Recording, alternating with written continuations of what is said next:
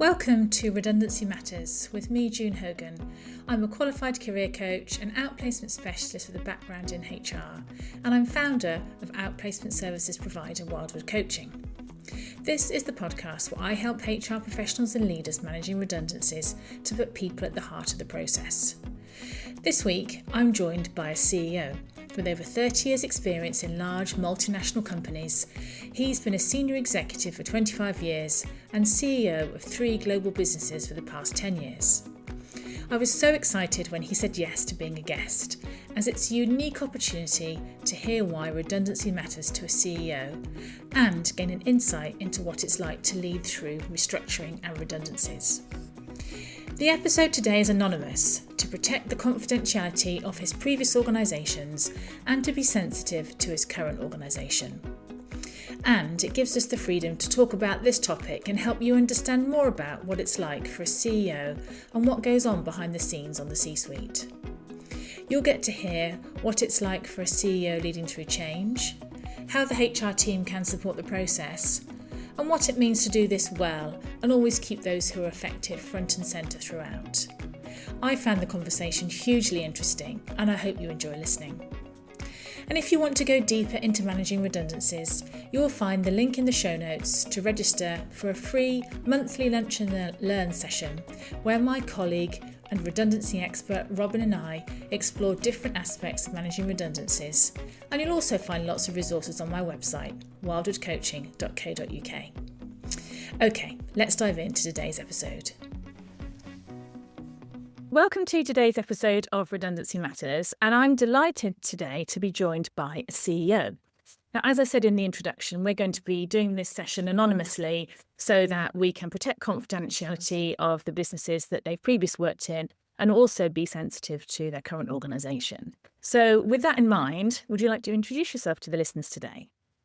Hi, June. It's lovely to be with you. And yes, I am a CEO and I have had a somewhat 30-year career now, 15 years of which I've been in senior executive positions relevant to this kind of conversation, and the last 10 in the capacity of CEO or president for one of 3 different businesses. Wonderful, thank you. So there's going to be lots of things that we can explore today. And I'm super grateful to you for giving up your time because I know how busy you are at the moment. That's my pleasure. It's a topic that's important to me. Thank you. So with that in mind, why does redundancy matter to you?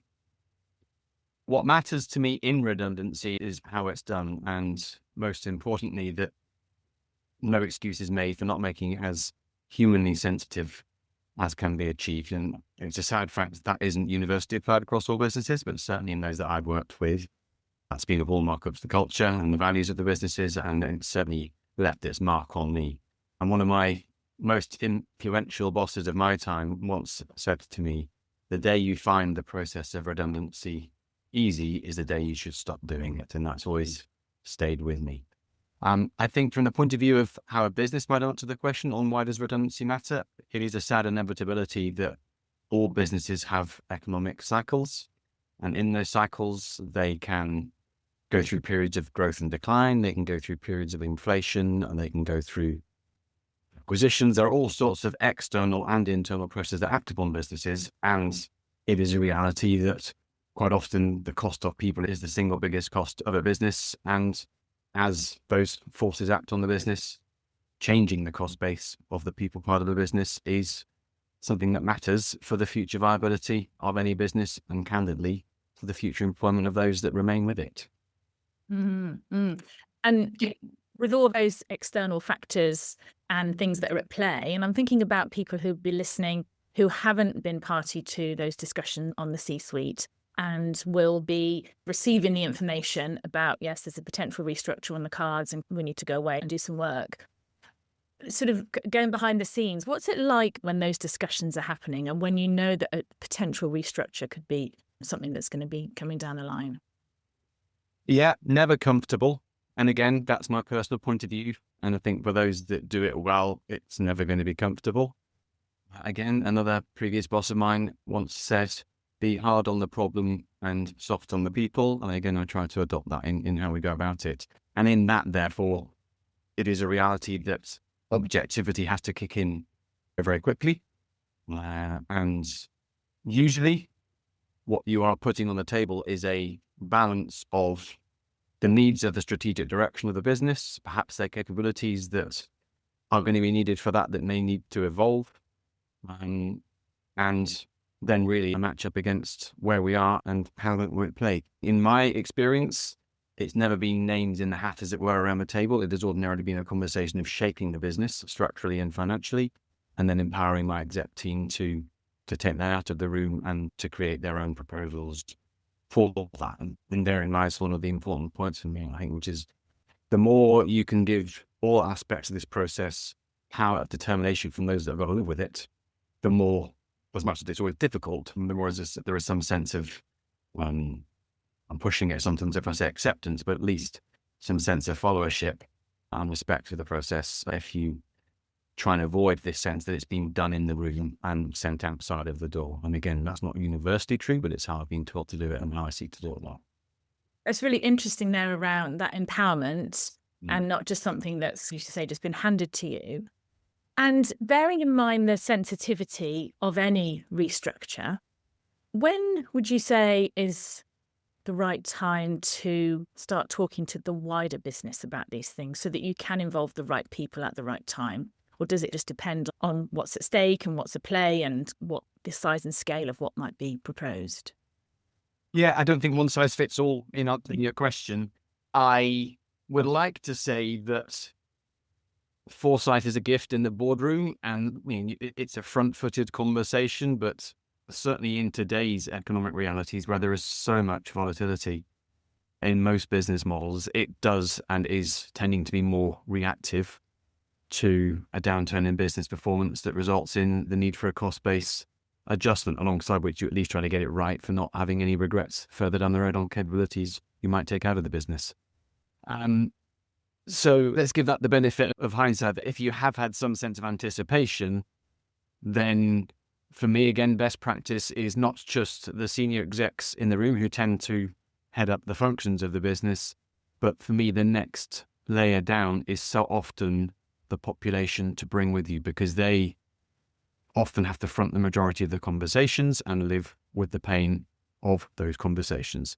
And if you don't, to my previous example, give them a sense of buy-in and inclusion to the development of the story and the rationale, and they are effectively sent into battle to do our bidding, then that's likely to feel and be felt as a poor experience by those that are directly impacted. If those who are delivering the message have been part of it, again, there is room for them to develop some empathy and sense of ownership in the conversation, and that has a better chance of a better feeling conversation for those that are getting the news they wouldn't want to hear. My most recent example of that was also to put a higher level of personal vulnerability and storytelling into how we had arrived at where we were as a business, and to invite their sense of where they wanted the business to go and to be part of into the conversation. Now, again, the conversation with those impacted is the conversation. There's no way of dressing it up. But for me, the more it can be empathetic, authentic, owned, and with as much humanity as possible in it, it's as good as you're ever going to make it. Absolutely. And especially as the person who, as you say, is leading all of this, you're the person that everyone's looking to. And just thinking about that announcement, so announcement day, what would be some of your insights, or you mentioned there about being empathetic and showing a level of vulnerability and that connection with people? What would you say are some of the things that make the best possible kind of announcement across the business in that situation? The shortest one possible. And what I mean by that is, as soon as people hear the word redundancy or change, the only thing that kicks into their mind is, what does that mean for me? And they don't hear any of the waffle that you think is part of making this feel better in the storytelling. That's learned from, unfortunately, doing this a few times, that what might make you feel better as the storyteller in a long, drawn-out, intended story. If you've headlined up front, there's going to be change. We can't tell you who, but there are going to be roles affected. The ears turn off. And it is, what does this mean for me? The sooner I know that, the better I can self-determine my own life. So the shorter the better, I think, is the answer to your question as to what's the best way to go about it. Let the longer form and the narrative be delivered one-to-one as part of the process. And clearly you'll be leaning on all of your exec team and their teams to help deliver this in the right way, but particularly in thinking about the listeners, the people function. What do you need from your CPO, HRD and the people team in order to support you and the leadership team through all of this? I think specifically for the people or HR function of today, there is a reality that legally this has to be done to the book, and that requires a high level of objectivity. So this may sound ironic, but from my experience, often the best that the HR team can do is the objective and constructed part of the process without necessarily dining at any empathy, but to not get emotionally engaged in it. Leave that to the line managers who will largely be living with, delivering and helping along the way. Where it gets messy, I think, is if that line is blurred.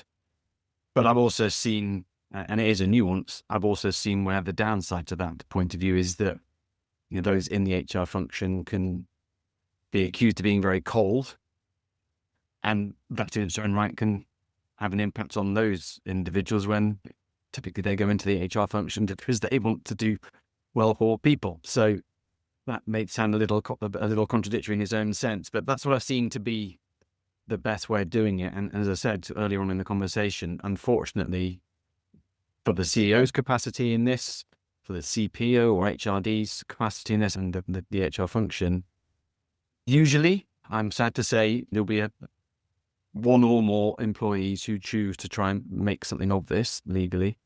And your first obligation then is to the collective business, and to make sure that you don't misstep and get into territories that make that either more financially consequential or precedent setting in a way that just doesn't help the business. I mean, again, that sounds cold, but ultimately it's what those roles are there to do. And therefore, a certain degree of owning it but being distant from it is a judgment, but one that needs to be adhered to on the right side of. Mm-hmm.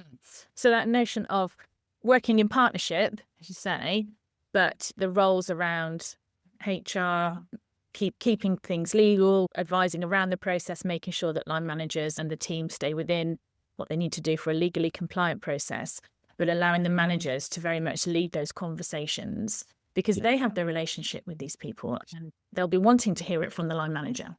Yes. How often do you hear you don't leave a business, you leave your boss?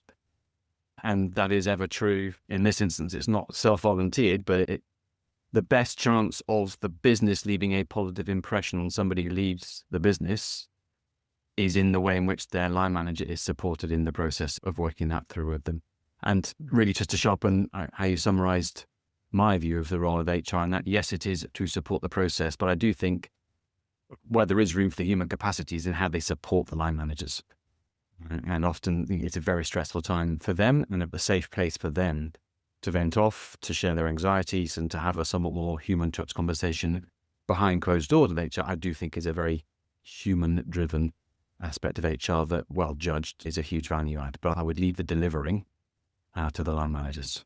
Absolutely.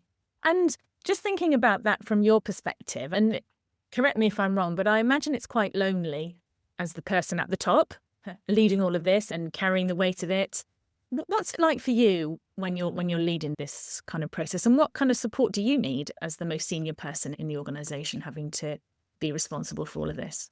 It is often said, I'm sure, that there is no lonelier role than CEO in head of anything, frankly, in leading any institution. And again, in most instances, and certainly in my peer group, I'm amongst fellow CEOs who want to be in values-driven businesses, who respect the humanity of those businesses and don't just see the employees as units of productivity. There are some businesses that will have that view and they will have a different point of view on some aspects of this conversation. But for me, where values matter in how business is done, then as a CEO, I find myself, let's make it about me, I find myself teetering on the edge of self-doubt around, are we getting this right? There is inevitably some pain, and there is a desire to step in sometimes, particularly if it's somebody you have some degree of higher engagement with. And again, to sound cold, you've just got to tread very carefully there. And whilst the process is in play, stand your guard really and put your support through the line. There's plenty of room for that after it's closed, but my experience is keep it as clean as possible. So I found myself living a little bit like you do with your own children if you have a family, with a sense of living it with them, but not necessarily being able to dive in. So that has a certain aspect of loneliness. For me, that's a very big part of the role of CPO or HRD. They are, in my way of leading a business, my inner circle alongside the CFO, and the safe place for a CEO to share their own misgivings and their own anxieties. And then between the two in that relationship, I think that's where you have the best chance of crafting and honing and holding on to the tone of the process that you want people to feel. I once had a CPO for a very difficult process of redundancy, and she described almost counterintuitively that she wanted this to be the most memorable departure that employees could ever encounter, which sounds so counterintuitive, but she put so much through the line into how that process played out and guided me very heavily into how, when to show up and with what. We were lucky enough that we knew we were going to reopen parts of that business further down the line. And the net impact of our intent there was that when we did, a third of those people that left the business were knocking on the door wanting to come back because of the memory of how they left the business. And for me, that is quite the hallmark, really, of if people accept it is what it is and they don't like it for themselves, but they accept it. They hold nothing against the business or the line manager. And if the opportunity ever came again, they'd love to come back. I think that's as good an outcome as you could ever wish. Of that, make it memorable. So it sounds counterintuitive, but yeah, that's really powerful to think of it in that way. And wonderful. It's inevitable, so it doesn't mean really. Yeah, no, absolutely. So with that in mind, what advice would you give to leaders at whatever level having to navigate a restructuring and a redundancy process with their teams?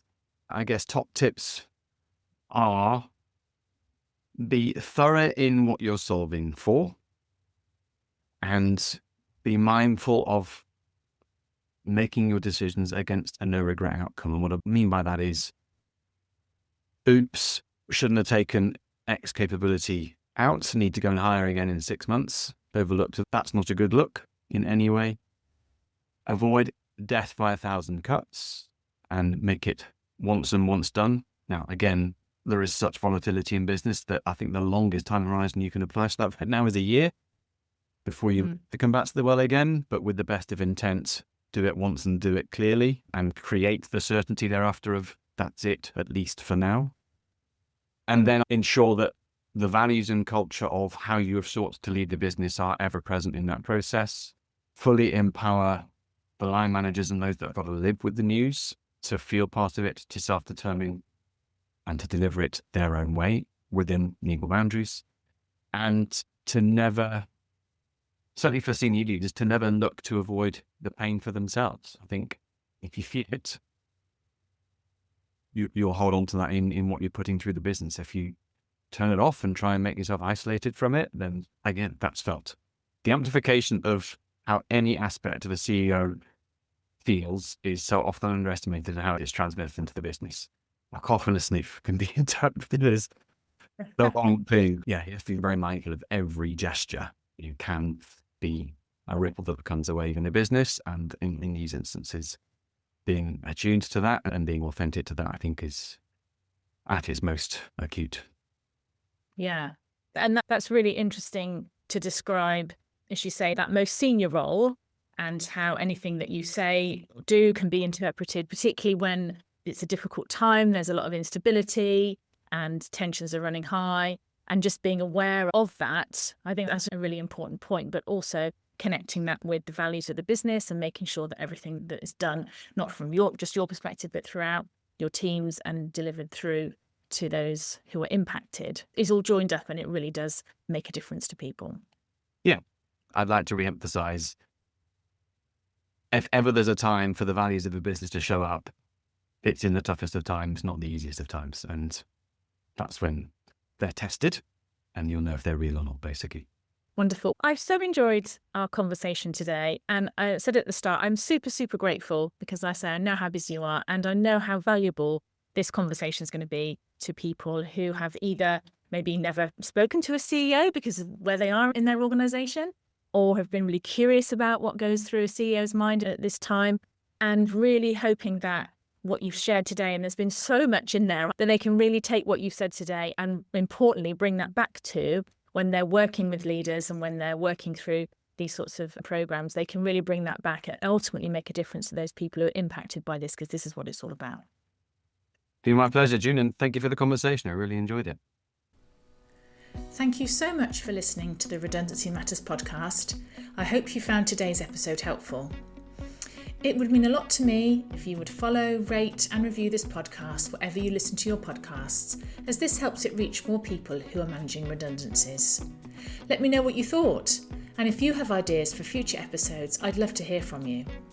You can find me on LinkedIn, June Hogan, and get in touch via my website, wildwoodcoaching.co.uk, where you'll also find more resources to help you manage redundancies. I hope you'll join me again soon for the next episode of Redundancy Matters.